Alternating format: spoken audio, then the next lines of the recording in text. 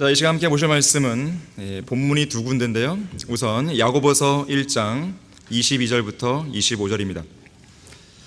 야고보서 1장 22절에서 25절까지 말씀을 보겠습니다.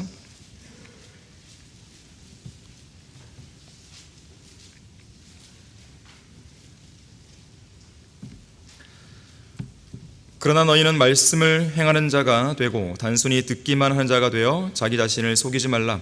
누구든지 말씀을 듣기만 하는 자가 되고 행하는 자가 되지 아니하면 그는 거울로 자기의 타고난 얼굴을 보는 사람과 같으니 이는 그가 자기를 보고는 가서 즉시 자기가 어떻게 생겼는지를 잊어버림이라.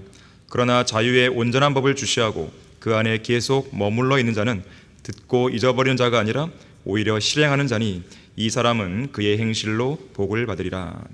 자, 이 본문을 가지고 설교를 할 것이지만요, 하나만 더 보시면 고린도 후서 8장 11절입니다. 고린도 후서 8장 11절 말씀 보시면, 그러나 이제는 그 행동을 실천하라. 그리하여 마음에 준비했던 대로 너희가 가진 것에서 그렇게 실천하라. 자, 말씀을 위해 다 같이 기도하시겠습니다. 감사하신 아버지 하나님, 오전에 이어서 이 오후에도 완벽한 예배 환경을 조성시켜 주시고 아름다운 찬양과 연주와 특성을 통해서 저희들의 마음을 다시 한번 준비시켜 주셔서 감사를 드립니다. 이 시간 다시 한번 저희들은 겸손한 마음으로 하나님의 말씀을 받기 원합니다. 우리를 일깨워 주십시오. 지각을 열어주시고 지성의 눈을 밝혀주시며 주님께서 우리에게 무엇을 말씀하시든지 있는 그대로 수용하고 또 생활 속에 적용하겠다는 그런 결심을 가지고 이 말씀 앞에 다가설 수 있도록 도와주십시오. 마귀가 어떠한 형태로든지 방해하지 못하게 해주십시오. 또한 피곤치 않도록 붙들어 주십시오. 주 예수 그리스도 이름으로 기도했습니다. 아멘. 고린도후서 8장 11절에 있는 대로 이제는 그 행동을 실천하라. 이제는 그 행동을 실천하라는 제목으로 설교하겠습니다. 자, 우리 인생에는 수많은 계획과 후회들이 교차합니다. 계획했던 대로 제대로 실천한 게 거의 없다는 사실에 많은 후회를 하게 되고, 그러면서도 다음에는 잘할 수 있겠지라는 막연한 기대 속에 그동안 이루지 못한 일들에 대해서 또다시 계획을 세우게 됩니다. 지나온 삶을 냉정하게 돌아볼 때 대부분의 사람들은 계획만 세우고 실천하지 않습니다. 그래서 후회하게 되고 또다시 계획만 세우고 실천하지 않고 또 후회하고 계속해서 그런 실패와 후회만 반복되는 그런 삶을 살고 있다고 해도 과언이 아닙니다. 그러다 보니 어떤 사람들은 어차피 계획대로 실행하지 않는 것, 아예 계획을 안 세우기도 합니다. 계획을 세우는 것을 포기해버렸어요. 물론 계획을 세우는 것은 아예 계획조차 세우지 않는 것보다는 낫습니다. 왜냐하면 계획을 세우는 사람은 그래도 자기 자신의 부족했던 지난날을 돌아보는 사람이에요. 또 반성할 줄 아는 사람이죠. 또 앞으로 어떻게 하겠다고 하는 최소한의 의지와 목표라도 갖고 있는 사람이에요. 하지만 그러한 계획이 진정한 의미를 가지려면 실천이 필요합니다. 그리스도인의 인생은 어떤 계획이나 마음속 생각 또는 입술의 말로만 그쳐서는 안 됩니다. 반드시 실천과 실행으로 점철되어 있어야 되는 거예요. 경건의 능력은 말만 무성한 데 있는 게 아닙니다. 실제적인 열매로 증명되어야 되는 거예요. 어떤 일이 하나님께서 원하시는 뜻인가를 알았다면 지체하지 말고 실행으로 옮겨야 됩니다. 어떤 성도가 예수 그리스도를 위해 무언가를 하겠다고 마음 먹고서 그러한 결심을 지체 없이 실행한다면 그 사람의 인생은 풍성한 삶이 되는 거예요.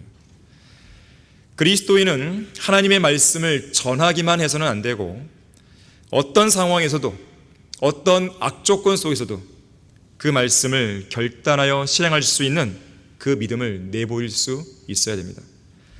세상과 더러운 죄들이나 육신적인 것들 또는 비진리와 절대로 타협하지 않는 그런 용맹함, 죽음도 불사하는 그런 각오, 어떤 고난도 이겨내야겠다는 강한 신념에 따라서 그리스도인으로서 마땅히 해야 할 일들을 실제 행동으로 옮기는 성도가 되어야 되는 거예요. 성경적인 믿음이라고 하는 것은 입으로만 말한다고 해서 완성되는 게 아닙니다. 맹세, 굳센 다짐, 무슨 걸기대회, 이것으로 성경적 믿음이 온전해지는 게 아니에요. 반드시 실제적이고 실천적인 행동이 뒤따라야 됩니다.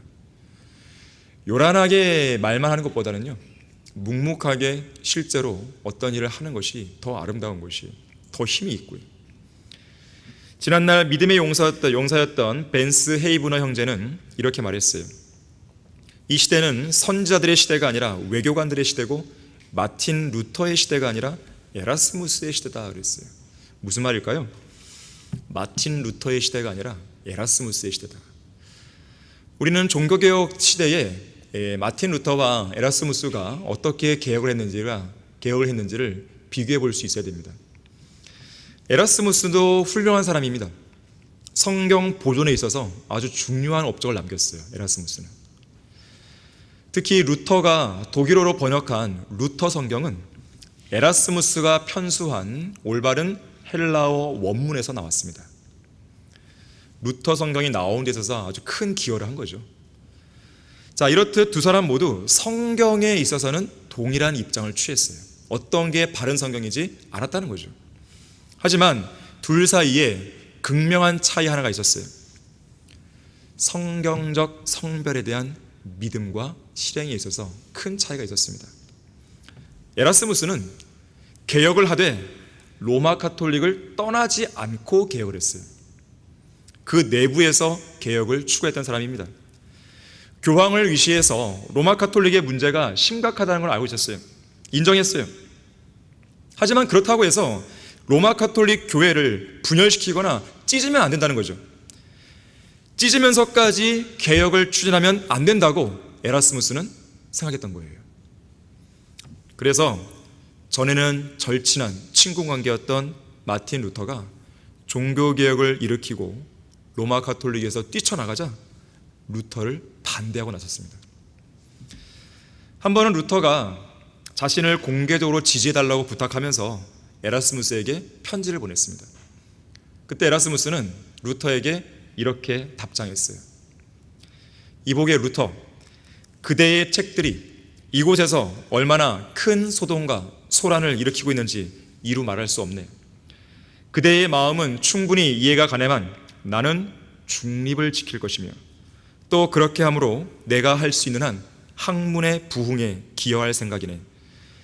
나는 루터 그대처럼 격렬한 언동을 보이기보다는 정중한 중용을 지킴으로 더 많은 것을 성취할 수 있으리라 생각한다네.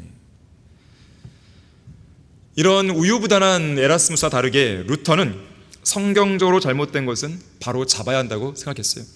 그래서 성경적인 분리를 하되 실제 행동으로도 보여줘야 한다고 생각했습니다.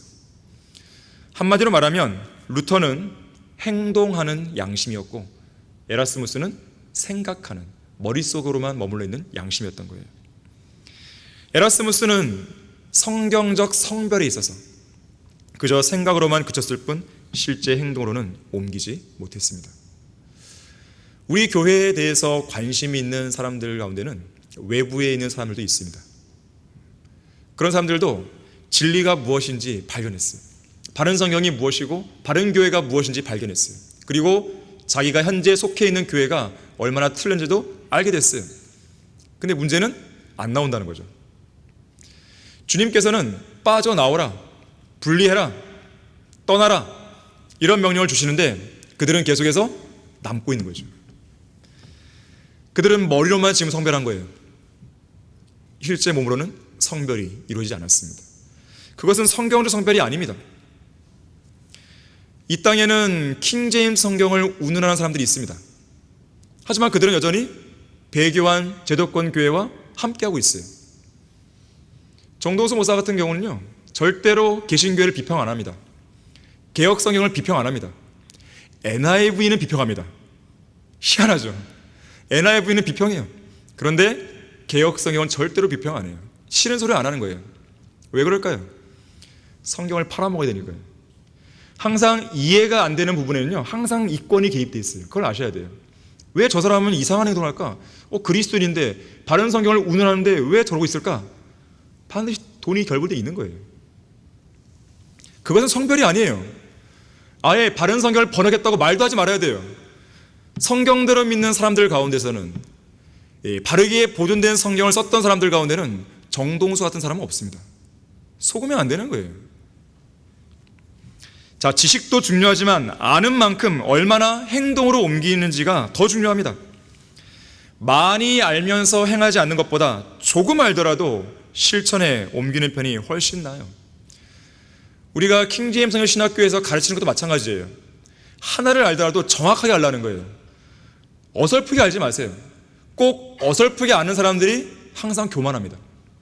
어설프게 아는 사람들이 꼭 아는 체를 하는 거예요. 하나를 알더라도 정확하게 아는 게 중요하고, 하나를 알더라도 정확하게 실행으로 옮기는 게 중요한 거예요. 오늘날 배교가 만연한 이 시대에는 성도들이 좀처럼 움직이지 않습니다. 커다란 바위처럼 조금의 미동도 보이지 않는 거죠. 입으로는 아멘 하는데 행동으로는 아멘이 안 되는 거예요. 입만 살아있고 몸은 죽어버린 성도들이 많습니다. 믿음을 실행하지 않는 성도는 죽은 시체나 다름없어요. 그래서 야고보서 2장 26절에서는 영이 없는 몸이 죽은 것 같이 행함이 없는 믿음도 죽은 것이라고 했어요. 꼭 기억하셔야 돼요. 살아있는 믿음은 행동으로 실천하는 믿음이에요. 죽어있는 믿음은 행동으로 실천하지 않는 믿음이에요. 지식도 마찬가지예요. 살아있는 지식은 행동으로 실천하는 지식이에요. 죽은 지식은 행동으로 실천하지 않는 지식입니다. 저는 킹제임스 신학교에서 가르치면서 학생들에게 강조합니다. 또 기도할 때도 그렇게 기도해요. 우리에게 살아있는 지식으로 정착될 수 있도록 해달라고 기도하는 거예요. 그게 필요합니다. 자, 살아있는 성도라면 이제 행동으로 실천하라. 첫 번째로 말씀을 듣기만 한 자가 되지 말고 행하는 성도가 되어야 됩니다. 다시 야고보서 1장 22절 보십시오. 그러나 너희는 말씀을 행하는 자가 되고 단순히 듣기만 한 자가 되어 자기 자신을 속이지 말라. 성경적인 믿음을 입으로만 외치고 행동으로 옮기지 않는 것은 비겁한 행동입니다. 비겁하기 때문에 행동 안 하는 거예요. 왜 자신이 아는 대로 안 하냐면요, 두렵기 때문에 그래요. 뭐가 두려울까요? 왕따가 될까봐, 외톨이가 될까봐, 외로워질까봐, 사람들이 나를 싫어할까봐, 나를 너무 극단으로 볼까봐, 그게 두려운 거예요. 그건 비겁한 것입니다. 위선이에요. 스스로를 속이는 일입니다. 초림 당시에 예수님께서 바리새인들을 책망하실 때 이렇게 말씀하셨어요.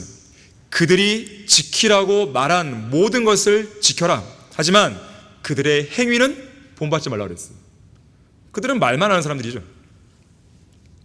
바리새인들은 말만 하고 행하지 않는 위선자들입니다.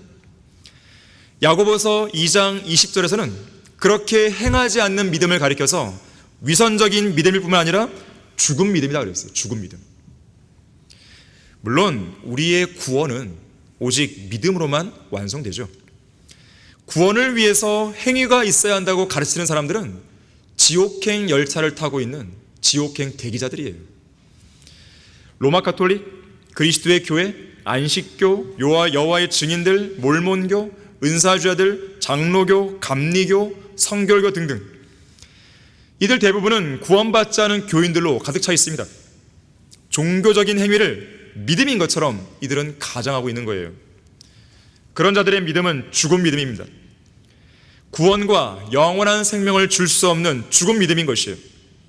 자, 그런데 믿음으로 말미암아 은혜로 구원받은 그리스도인들에게는 성경적 믿음을 실행으로 옮겨야 할 의무가 주어져 있음을 유념해야 됩니다. 구원은 믿음으로 받지만 구원 이후의 생활에는 반드시 믿음에 따른 행위가 동반돼야 돼요. 믿음의 행위가 필요한 것이죠. 사실 하나님께서 친히 구속하신 성도들을 향해서 이 땅에서 갖고 계신 궁극적인 목적은 성경적 실행이 있습니다. 하나님께서 여러분들을 구원하신 것은 말씀에 기록된 대로 행하라는 것이에요. 우리 다 같이 디도서 2장 14절 보겠습니다. 자, 구원을 위해서는 행위가 강조될 필요가 없지만 구원 이후의 삶에 있어서는 행위가 무척 강조가 됩니다. 디도서 2장 14절 보시면 왜 우리를 구속하는지를 보세요. 그가 우리를 위하여 자신을 주신 것은 십자가에 몸을 내어주신 것이죠. 우리를 모든 죄악에서 구속하시고, 이게 첫 번째예요. 자신을 위해 정결케 하사, 이게 두 번째예요. 그리고 선한 일에 열심을 내는 독특한 백성이 되게 하려 하심이라 그랬어요. 구속의 목적이 선한 일에 열심을 내는 독특한 성도가 되게 하는 것입니다. 이 요한계시록 2장과 3장에서는 소아시아 7교회에 보내는 편지가 나오죠. 그 편지 내용을 보더라도 하나님께서 각 교회들 모두에게 공통적으로 강조하는 메시지는 행위였어요. 한번 보겠습니다. 요한계시록 2장 2절 보십시오. 하나님께서는 각 교회마다 행위를 강조하십니다. 요한계시록 2장 2절에서, 자, 읽어보진 않겠지만요, 여기는 지금 에베소 교회에 편지를 보내고 계시는데 뭐라 그러냐면 내가 너의 행위와 수고와 인내를 안다 그랬어요. 5절도 보시면 5절, 내가 어디서 떨어졌는지를 기억하고 회개하며 너는 처음 일들을 행하라. 행위예요. 그 다음 교회들을 향한 메시지도 마찬가지인데요, 9절 보니까 스머나 교회의 행위와 환난과 궁핍을 안다 그랬어요. 13절 보시면 퍼가모 교회의 행위와 그들이 거하는 곳을 아신다 그랬죠. 19절도 두아티라 교회를 향한 메시지인데요, 내가 내 행위와 사랑과 봉사와 믿음과 내 인내와 내 행위를 아노니 나중 행위가 처음 것보다 많다 그랬어요. 여기 지금 행위가 두 번 언급되는데 나중 행위와 첫 번째 행위를 비교한 것이죠. 23절 끝에도요, 내가 너희의 행위에 따라 너희 각자에게 주겠노라. 그 다음 3장 1절에서 여기는 4대 교회를 향한 편지인데요, 내 행위를 안 하니 내가 살아있다는 이름은 가졌으나 죽었니라고 말하고 있죠. 그리고 8절도 필라델피아 교회를 향해서 내가 너의 행위들을 아노라 그랬어요. 특히나 필라델피아 교회의 경우에는 이들의 행위에 대해서요, 나의 말, 곧 하나님의 기록된 말씀을 지켰다고 칭찬하시는 거예요. 여러분, 성경에서 지키다는 말은 두 가지예요. 말씀을 보존했다, 보존했다. 두 번째는 그대로 행했다, 이것이에요. 지금 둘 다 한 거예요. 필라델피아 교회 시대는. 필라델피아 교회 시대의 성도들은 말씀을 온전히 보존했을 뿐 아니라 실제 행동으로도 옮긴 겁니다. 이와는 반대로 하나님의 말씀을 지키지 못했던 마지막 라오디케안들의 교회를 향해서는요, 15절에서 차지도 않고 덮지도 않은 그들의 행위에 대해 책망하세요. 다시 말하자면 7개의 교회 시대예요. 2000년 교회사를 통틀어 볼 때 하나님께서는 매 교회 시대마다 어떤 교회 시대를 살고 있는 어떤 성도에게든지 어떤 교회에게든지 실천하고 행동할 것을 명령했다는 거죠. 교회 시대뿐만이 아닙니다. 구약 시대의 믿음의 용사들 역시나 모두 다 행동하는 사람들이었습니다. 이 구약에 나오는 믿음의 용사들을 언급하고 있는 히브리서 11장에는요, 히브리서 11장은 믿음의 장으로 불리지만 사실 그 믿음은 행동이 수반된 믿음이었어요. 믿음이 있던 아벨, 더 나은 제사를 드리는 행위가 있었죠. 노아는 어땠습니까? 믿음으로 방주를 지었죠. 방주를 짓자 구호만 외친 게 아니에요. 실제 방주를 지은 거죠. 비가 온다, 그런 말만 한 게 아니에요. 비가 올 걸 대비해서 실제로 행동을 보인 거죠. 믿음의 조상 아브라함 어땠습니까? 어디로 가야 하는지도 모르면서 하나님의 명령에 그저 순종하고 고향을 떠났잖아요. 떠난 거예요. 몸이 움직인 거죠. 그뿐 아니라 자신의 독자 이삭을 제물로 바쳤잖아요. 모세, 자신 안에 있던 믿음을 실제 행동으로 입증해 보였는데 죄의 낙을 잠시 동안 누리는 것보다 하나님의 백성과 함께 고난받는 걸 택했습니다. 창녀 라합, 정탐꾼들을 실제 영접했죠. 자신에게 믿음이 있음을 나타내 보인 거예요. 행위로. 기드온, 바락, 삼손, 입다, 다윗, 사무엘, 특히 선지자들, 누구든지 간에 누구를 거론하더라도 믿음뿐만 아니라 행위로 보여준 거예요. 믿음의 용사들 중에 믿음만 있고 행함이 없었던 용사는 없었습니다. 야고보서 2장 14절에서는 만일 누가 믿음을 가지고 있다 하면서 행함이 없다면 무슨 유익이 있겠느냐 그랬어요. 행함이 없는 믿음은 유익이 없습니다. 유익이 있다고 한다면 구원받을 때만이에요. 오직 믿음으로 구원받으니까. 하지만 그 이후에 나머지 모든 것들은 어떠한 유익도 없어요. 행함이 없습니다. 믿음만 가지고는 안 되는 것입니다. 그런 믿음은 죽은 믿음이에요. D.L. 무디는 행동하는 믿음은 행동으로 증명하는 거라 했어요. 그리스도인의 실행의 중요성을 강조한 것이죠. 특히 여러분들이 기억할 것은 내가 행동하지 않는 믿음을 보이게 되면, 행동하지 않는 믿음을 나타내면 그것은 하나님을 제대로 아는 게 아니라 오히려 하나님을 부인하는 태도라고 얘기합니다. 행동하지 않는 믿음을요. 말로만 무성한 믿음은요, 그건 제대로 된 믿음이 아니에요. 그거는 오히려 하나님을 부인하는 믿음입니다. 그들이 하나님을 안다고 고백하나 행위로는 부인하나니 가증한 자요, 불순종한 자요, 모든 선한 일에 버림받은 자들이라고 그랬어요. 디도서 1장 16절 말씀입니다. 하나님을 안다고 고백은 하는데, 말로는 고백하는데 행위로는 부인하는 거예요. 다시 말해서 믿음을 실행으로 옮기지 않는 성도는 자신의 그런 모습을 통해서 하나님을 부인하게 되는 것은 물론 결국 선한 일들도 실행하지 않는 불순종의 사람이 되는 것입니다. 그런 말이 있습니다. 성공하기 위한 노하우가 분명했는데도 실제 행동으로 옮기는 사람은 1%밖에 안 된다는 거예요. 여러분, 그 하나님의 말씀을 알고 있는, 믿고 있는, 성경대로 믿는 성도들 중에서 얼마나 많은 성도들이 과연 실행으로 다 옮길까요? 멀리 갈 것도 없이 여러분 스스로 돌아보십시오. 한번 내가 알고 있는 만큼 내가 얼마나 지금 실행을 옮길까? 그것만 봐도 분명히 나올 수 있는 거예요. 대부분의 사람들이 배운 대로 살지 않습니다. 흔히들 아는 것이 힘이라고 말하지만 그 지식이 진정한 힘을 발휘하려면 실천하는 지식이 되어야 돼요. 성경적인 믿음, 성경적인 지식도 마찬가지입니다. 여러분의 믿음이 강력한 힘을 발휘하려면 여러분의 행위로 뒷받침돼야 됩니다. 여러분이 알고 있는 성경적 지식이 강력한 힘을 발휘하려면 여러분의 행위로 뒷받침돼야 돼요. 그래야만 의미가 있는 것이고 간증도 있고 열매가 있는 것이죠. 성경대로 믿는 게 도대체 뭐예요? 성경대로 행하는 겁니다. 어려운 이야기가 아니에요. 바이블 빌리버즈라고 하는 것은 성경대로 행하는 사람들입니다. 진리의 성경은 우리에게 주어진 목적이 뭐예요? 알고 믿을 뿐 아니라 실행하는 걸 주어진 겁니다. 진리의 지식이 여러분 안에 효과적으로 역사할 수 있도록 하기 위해서는 말씀 그대로 믿어야 할 뿐 아니라 말씀 그대로 실행해야 돼요. 그렇게 되었을 때 하나님께서 여러분을 향해 갖고 계신 그 목적은 이 땅에서 온전히 실행되는 거예요. 하나님께서 왜 우리 교회를 사랑하시겠어요? 왜 여러분들을 사랑하겠습니까? 아까 우리가 구령했던 분들 소개했지만 그렇게 일하는 사람이 있는 거예요. 하나님께서 복음을 전파하라, 명령한 대로 하는 거죠. 영과 진리로 경배드려라, 경배드리고 있잖아요.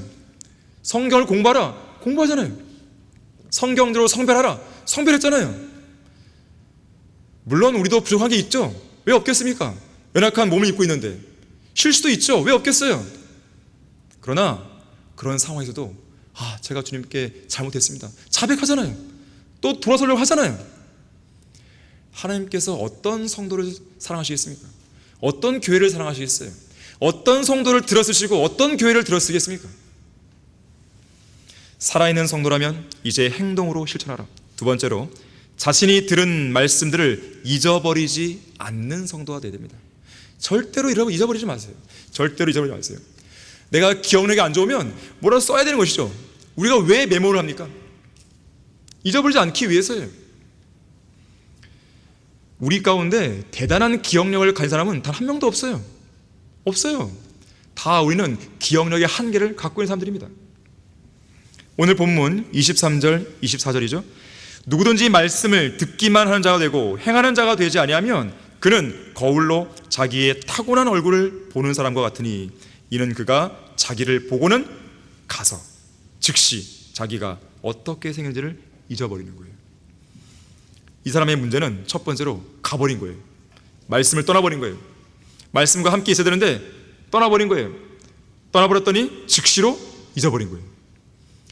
말씀 옆에 꼭 밀착한 사람들은요, 결코 잊어버리지 않습니다. 자, 하나님의 말씀에 관한 한 극심한 건망증에 걸린 사람들이 너무나 많은 거죠. 읽을 때뿐이에요. 설교를 들을 때뿐이에요. 내가 성경을 공부할 때뿐이죠.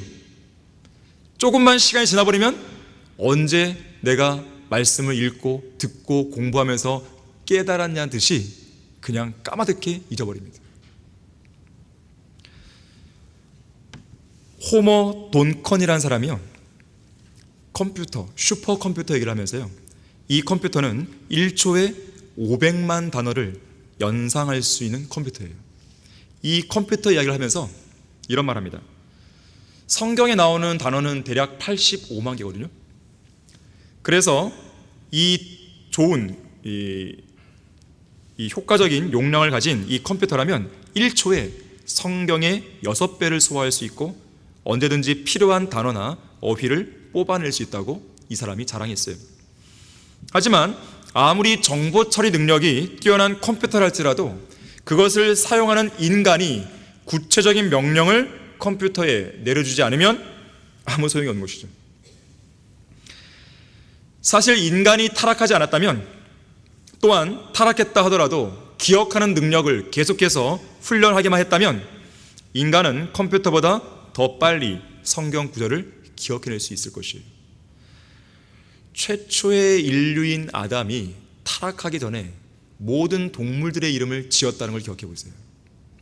이름을 딱 지어놓고 까먹었을까요? 그건 말이 안 되잖아요.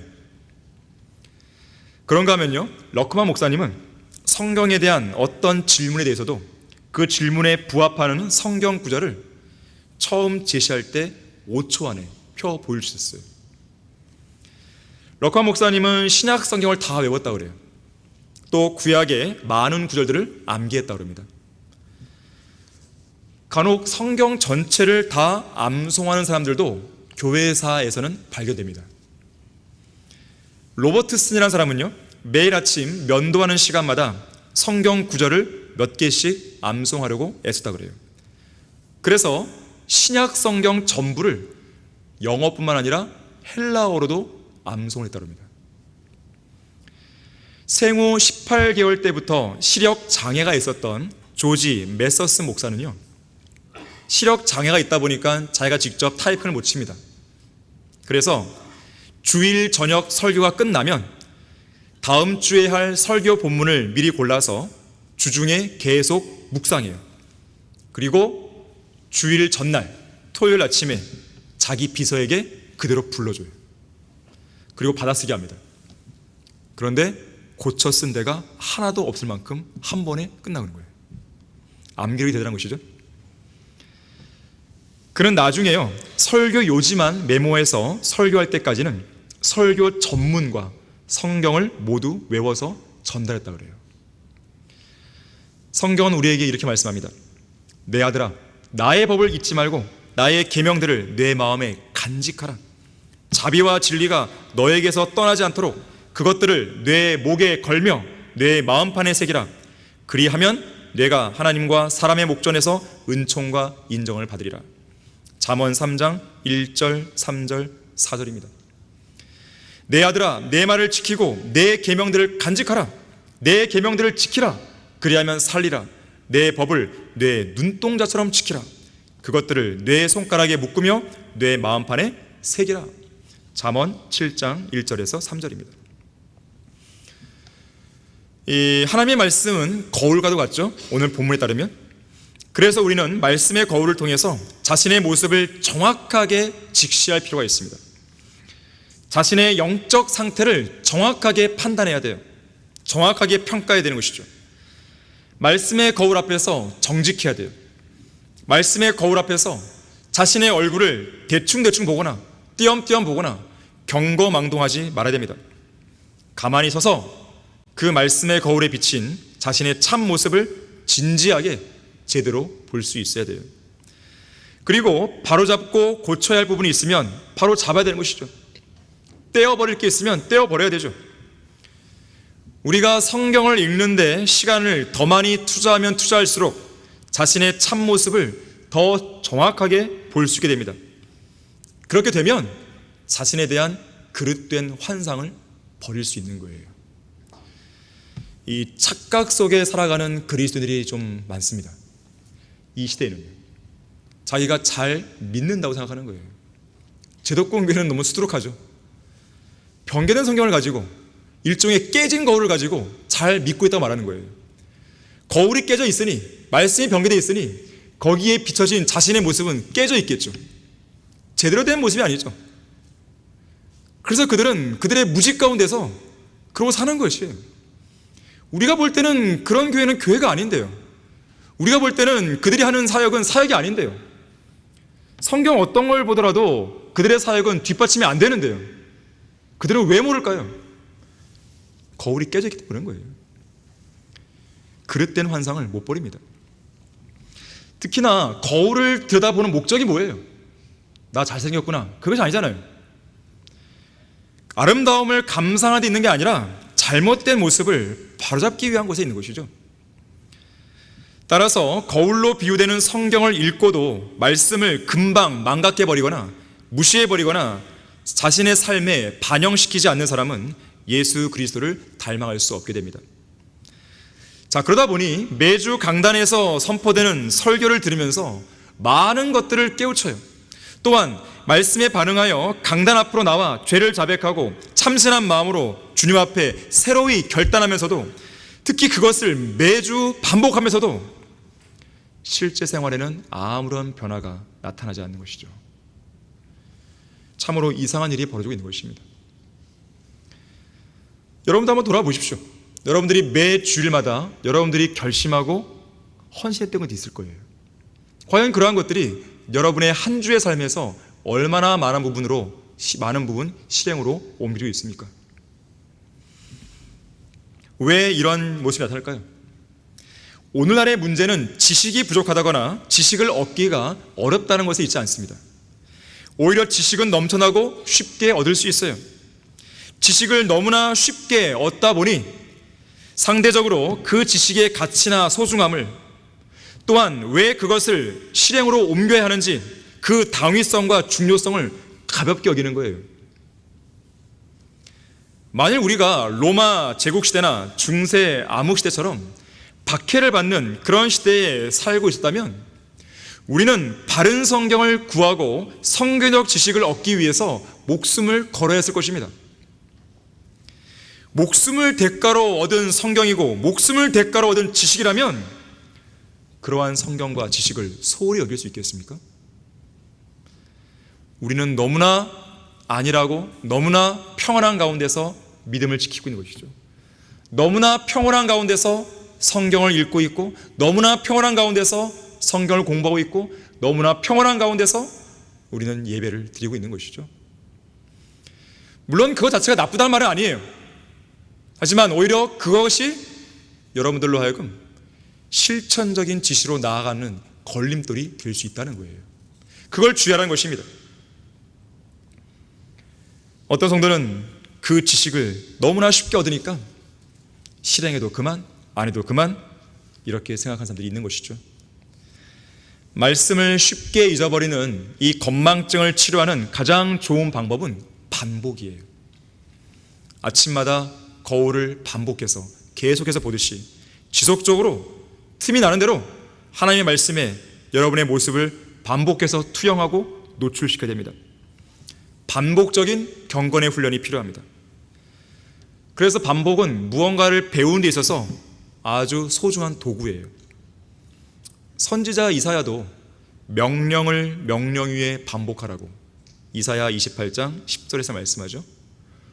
바울도 같은 말을 쓰는 것이 너희에게 안전하다고 빌립보서 3장 1절에서 말씀하죠. 그때 말하는 같은 말이 뭐예요? 기뻐하라는 거예요. 감옥에 갇혔던 바울은 계속해서 기뻐하라, 기뻐하라, 기뻐하라. 이 말을 계속 반복해서 같은 말을 쓰는 것이 너에게 안전하다고 그랬어요. 여러분이 하나님의 말씀을 반복적으로 읽고 반복적으로 공부하고 반복적으로 묵상하고 반복적으로 암송하고 반복적으로 시행하면 여러분의 믿음의 생활은 보장받는 거예요. 안전한 거예요. 자신의 마음으로 완전히 배우고 자신의 몸으로 완벽하게 체득할 때까지는 여러분의 반복과 지속된 경건의 훈련이 필요합니다. 여러분이 어떤 말씀을 깨달았다는 것에 만족하시면 안 돼요. 내가 어떤 말씀을 머리로 이해했다는 것에 만족하면 안 돼요. 머리로 깨닫고 이해한 그 말씀이 내 마음으로 일단 와 닿아야 돼요. 하지만 거기서도 만족하면 안 됩니다. 마음에 와 닿았던 말씀이 나의 몸으로 밖으로 나와야 됩니다. 그랬을 때 여러분은 승리한 삶이 되는 거예요. 한편 인간의 뇌는 전체 몸무게의 약 2%밖에 안 되지만 인체에서 가장 중요한 기관 중 하나죠. 이 뇌세포의 대부분은 뉴런이라는 500억 개 정도 되는 신경세포가 복잡하게 얽혀 있습니다. 그래서 어떤 사람은 이 뇌를 가리켜서 작은 우주가 우리 머릿속에 들어있다 그랬어요. 이 미국 의회 도서관에 소장된 책들의 15배에서 30배 정도의 용량을 우리 뇌에 담을 수 있다고 그래요. 내 머리는 그렇게까지 안 되는 것 같은데 실제로 그런 기능이 있다고 그래요.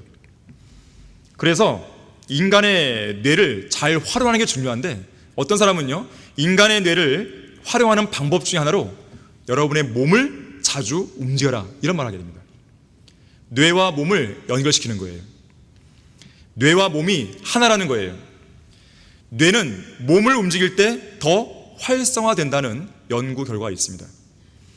그래서 어떤 작가가 한 신문 칼럼에서 이렇게 썼어요.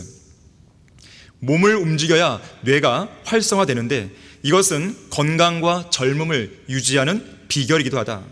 몸을 움직여야 뇌가 자극이 되어 기능이 활발해진다. 나이가 들어간다고 가만히 앉아 신세 한탄하기보다는 적극적으로 매일 조금씩이라도 몸을 활발히 움직여보라. 뇌는 몸의 움직임이 적으면 점점 더 움직이기 싫어할 뿐 아니라 움직이지 않아도 될 변명을 자꾸 만들어낸다고 한다. 뇌는 외부 자극 또는 학습에 의해서 근육처럼 계속 성장하고 변화한다고 한다. 나이와 상관없이 얼마나 자극을 주고 학습하냐에 따라서 새롭게 바뀔 수 있다는 것이다. 따라서 몸을 움직이는 것은 뇌를 활성화시키고 젊음을 유지하며 활기차게 살 수 있는 아주 좋은 방법이다 그랬어요. 자, 몸을 움직이는 것과 뇌를 활성화시키는 것은 연결되어 있어요. 바꿔 말하면 몸을 움직이는 것과 뇌의 기억력을 향상시키는 것은 연결되어 있어요. 다시 말하자면 계속해서 여러분의 몸을 움직여 하나님의 말씀을 실행으로 옮기게 되면 하나님의 말씀을 더 잘 기억하게 돼요. 더 잘 기억하면 잊어버리지 않기 때문에 더 잘 말씀을 또 실천으로 옮기겠죠. 선순환이 이루어집니다. 선순환. 살아있는 성도라면 이제 행동으로 실천하라. 세 번째, 마지막으로 말씀을 실행하는 자는 그 행실로 인해 복을 받게 된다고 그랬어요. 오늘 본문 25절을 다시 보십시오. 그러나 자유의 온전한 법을 주시하고 그 안에 계속 머물러 있는 자는 듣고 잊어버리는 자가 아니라 오히려 실행하는 자니 이 사람은 그의 행실로 복을 받으리라 그랬어요. 우리 다 같이 누가복음 6장 한번 보겠습니다.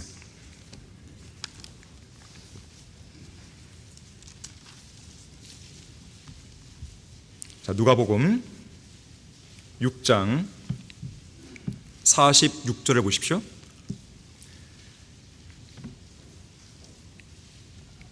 그런데 어찌하여 너희는 나를 주여 주여라고 부르면서도 내가 말하는 것들을 행하지 아니하느냐? 예수님의 질문이에요. 럭한 목사님은 이 질문이 성경에 나오는 질문들 중에서 가장 위대한 질문 중 하나라고 했어요. 이 질문은 여러분 스스로 계속 물어보셔야 돼요. 나는 정말 지금 내가 주님을 주님이라고 부르면서도 주님이 말씀하시는 것을 내가 행하고 있는지 안 하는지 스스로에게 물어봐야 돼요. 종은 주인의 명령에 절대 복종하잖아요. 종은 주인의 명령이라면 그대로 하잖아요. 우리는 얼마나 많이 예수 그리스도를 주님이라고 부릅니까? 주님 도와주십시오. 계속 얘기한단 말이에요. 그렇게 부르면서도 내가 주님의 말씀을 행하지 않는다면 그건 제대로 부르는 게 아니죠. 계속 보시면요, 내게 와서 내 말들을 듣고 그것들을 행하는 사람이, 자, 들었을 뿐만 아니라 행하는 사람이 누구와 같은가를 너희에게 보여주리라. 그는 땅을 깊이 파고 반석 위에 기초를 놓아 집을 지은 사람과 같아서 홍수가 나고 탕류가 그 집을 휩쓸어도 흔들지 못하니 이는 그 집이 반석 위에 세워졌습니다. 그러나 듣고 행하지 않는 자는 기초가 없이 땅 위에다 집을 지은 사람과 같으니 탕류가 휩쓸면 곧 무너져서 그 집의 파괴됨이 크니라고 하시더라. 예수 그리스도를 주님이라고 부르면서도 그분의 말씀을 행하지 않는 성도들, 듣고서도 행하지 않고 알면서도 행하지 않는 성도들, 믿음과 지식이 있다고 하면서도 행하지도 않고 움직이지도 않는 그런 성도들, 그들이 맞게 될 결말은 그만큼 비참한 것이에요. 그 집이 매우 심하게 무너지고 크게 파괴되는 것입니다. 물론 여기에 나오는 구절들은 교리적으로 본다면 이스라엘에 해당합니다. 구약에서 집이라고 하면 유다 집, 이스라엘 집을 말하기 때문에 그래요. 특히 예레미야 35장에 보면요, 지금 우리가 읽었던 이 누가복음의 본문을 그대로, 문자 그대로 적용해 볼 수 있는 한 가지 사례가 나와요. 자, 한번 보겠습니다. 예레미야 35장 14절입니다.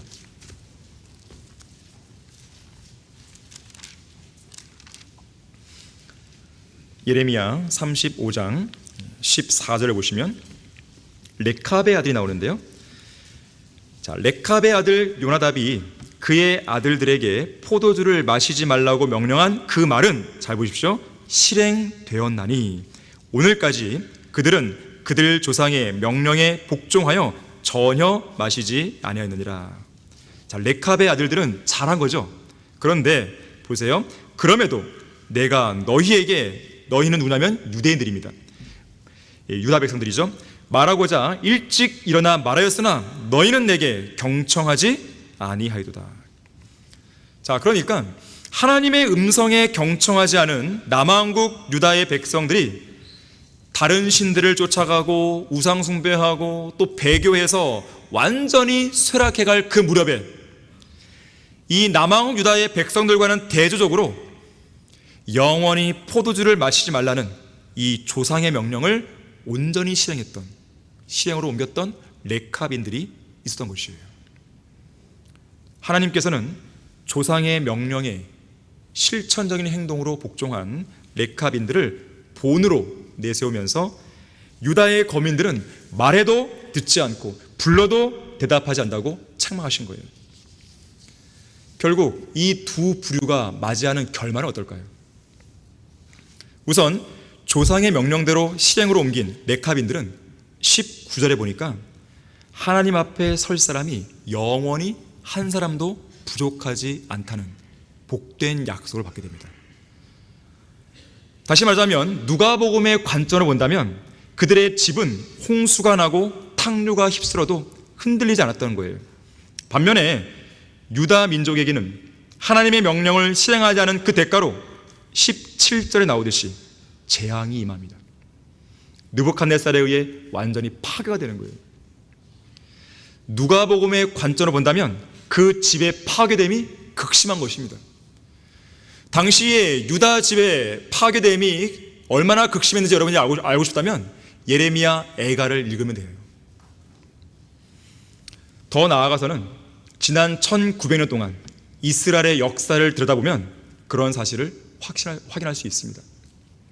그들은 그야말로 파리처럼 죽었고 쓰레기처럼 취급당해 왔던 거예요. 이유는 단 한 가지예요. 하나님의 말씀대로 안 했기 때문에 그렇습니다. 자, 레카빈들의 집의 결말과 유다 집의 결말, 분명한 차이를 보여주죠. 레카빈들은 복된 약속, 유다 집은 비참한 결말. 자, 이 극명한 대조를 낳는 유일한 이유 한 가지는 하나님의 말씀을 듣고 행했느냐 아니면 안 했느냐, 여기에 있는 거예요. 자, 이 예레미야 35장의 사례를 그리스도인들에게 한번 적용해 본다면 우리는 그리스도의 심판석과 연관해서 적용해 볼 수 있습니다. 성경은 하나님께서 우리가 몸으로 실제 행한 것들에 따라 판단하겠다고 그랬어요. 이는 우리 모두가 반드시 그리스도의 심판석 앞에 나아가서 선이든지 악이든지 각자 자기가 행한 것에 따라 자기 몸으로 행한 것들을 받을 것이기 때문이라고 그랬어요. 몸과 행위가 강조되죠. 장차 우리의 인생을 결산하게 될 그리스도의 심판석에서 구주이신 예수님은 우리 몸으로 행한 것들을 하나씩 평가하실 것입니다. 여러분, 옛날에 시험 보고 나면 시험지 채점했죠. 동그라미 찍 하잖아요. 마치 시험지에 각 문항별로 정답과 오답을 채점하듯이 내가 행한 것들 중에서 어떤 것은 선한 것으로 평가되고 어떤 것은 악한 것으로 하나씩 평가가 되겠죠. 자, 그 시간은 어떤 때보다 가장 두렵고 긴장되는 시간이 될 것이에요. 하나님께서는 우리가 우리 몸으로 실제 행한 것들이 무엇인지 그 마음의 동기와 더불어서 면밀하게 살피실 것입니다. 그래서 그리스도의 심판서에서는 그저 이러쿵저러쿵 생각하고 결심한 것만으로는 아무 상도 받을 수 없어요. 연초마다 주님을 위해 잔뜩 계획만 세워놓고 매번 작심삼일로 끝나는 성도에게는 주님으로부터 받을 상이 아무것도 없다는 것입니다. 성경을 공부하겠다는 그 결심은 실제로 시간을 투자해서 공부를 해야지 의미가 있습니다. 하루에 1시간씩 시간을 내어서 말씀을 읽고 기도하겠다고 했다면 실제로 그렇게 해야 의미가 있는 것이에요. 매주 토요일마다 거리 설교팀에 소속되어 구령하겠다고 결심했다면 무슨 일이 있어도 그 약속을 지키도록 노력해야 그것이 의미가 있는 것입니다.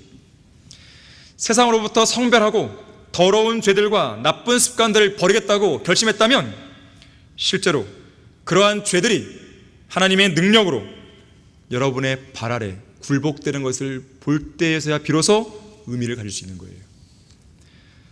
언제까지 패배자의 인생을 지속할 것입니까?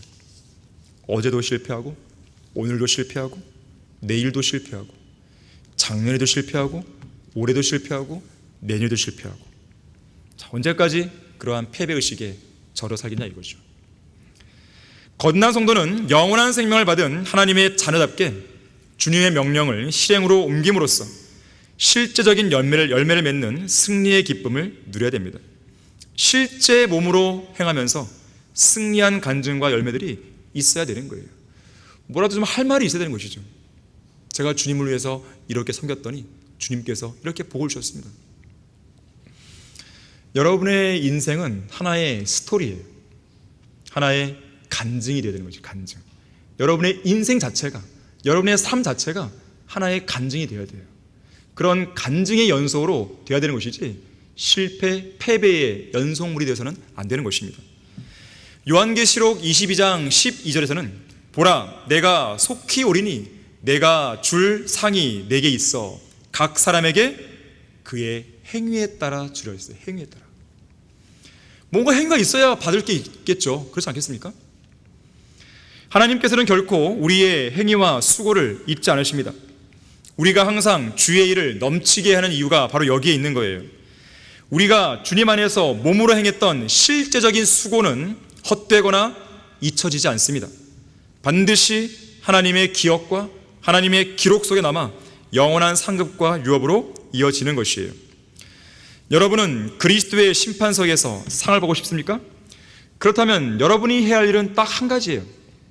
주님을 위해 하겠다고 마음 먹었던, 결심했던, 계획했던 그 일을 이제 실천하는 거예요. 그렇게 하지 않게 되면 여러분들이 그리스도 심판석에서 그 기초 위에 쌓아놓은 모든 나무, 집, 그루터기들이 불길 가운데서 와르르 무너지는 것을 보게 될 것이에요. 그 무너짐과 파괴됨은 상당히 극심할 것입니다. 결론적으로요, 누가복음 12장 47절에서 예수님께서는 알면서도 행하지 않는 종은 그만큼 더 많이 매를 맞을 거라고 그랬어요. 아는 것과 행동하는 것 사이에 끊어져 있는 다리를 이어야 됩니다. 지금은 행동하는 사람이 필요할 때입니다. 이제는 말로만 헌신하는 일은 그만둬야 돼요. 지금은 여러분의 몸으로 입증해서 보여줄 때입니다. 누구에게요? 저에게요? 아니에요. 하나님께요. 그리스도의 심판석에서 여러분이 서게 될 그 주님 앞에서 보여드려야 됩니다.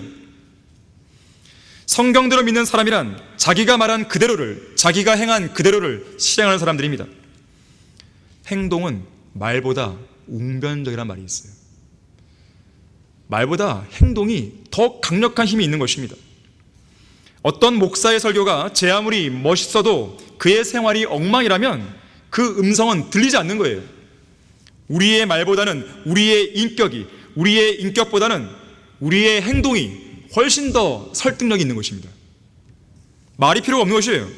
그냥 몸으로 보여주면 되는 겁니다. 그러면 주위 사람들이 도전받게 돼 있어요. 단순히 말씀을 듣기만 한 자가 되어 자신을 속이는 위선자가 되면 안 됩니다. 어두운 무덤 속에 꼼짝하는 죽은 시체처럼 살지 말고 말씀을 실행함으로써 살아있다는 증거를 지속적으로 내보여야 돼요. 사도 바울은 마지막 죽음의 문턱에서 이렇게 말했습니다. 그러나 너는 모든 일에 정신을 차리고 고난을 견디며 전도자의 일을 하고 내 직무를 완수하라. 내가 이미 제물로 드려질 준비가 되어 있고 떠날 때가 이르렀도다. 내가 선한 싸움을 싸우고, 실제 싸운 거죠.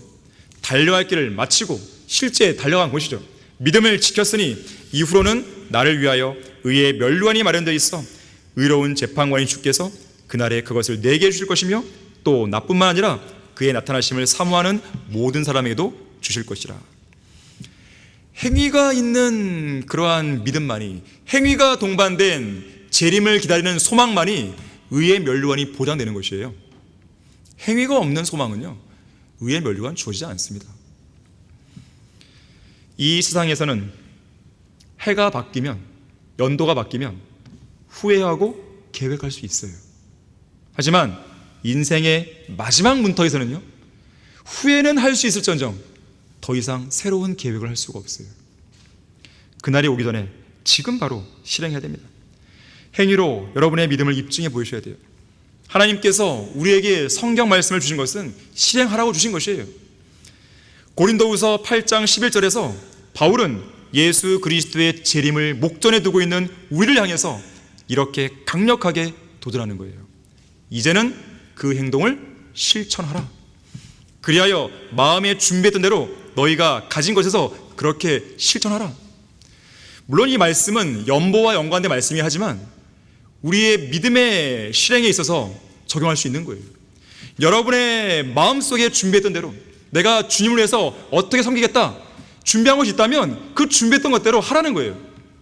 그리고 여러분이 뭘 가졌든지, 여러분의 은사가 무엇이든지, 재능이 무엇이든지, 여러분이 어떤 직장을 갖고 있든지, 어떤 지식이 있든지 여러분이 가진 것을 가지고 주님을 섬기라는 것이에요.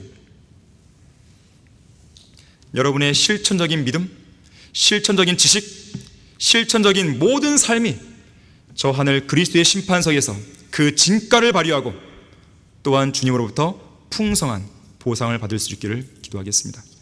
자, 기도합니다. 감사하신 아버지 하나님, 오전에 이어서 오후에도 다시 한번 우리에게 실행을 강조해 주셔서 감사드립니다. 우리는 추수의 법칙을 잘 알고 있는 사람으로서 우리가 배우고 깨닫고 또 알게 된 것 그대로 우리는 실행으로 옮겨야 됩니다. 우리에게 용기를 주십시오. 힘을 주십시오. 우리가 배운 것을 실제 행동으로 옮길 수 있는 그 능력을 저희들에게 허락해 주십시오. 모든 걸 다시 한번 감사드리며 주 예수 그리스도 이름으로 기도했습니다.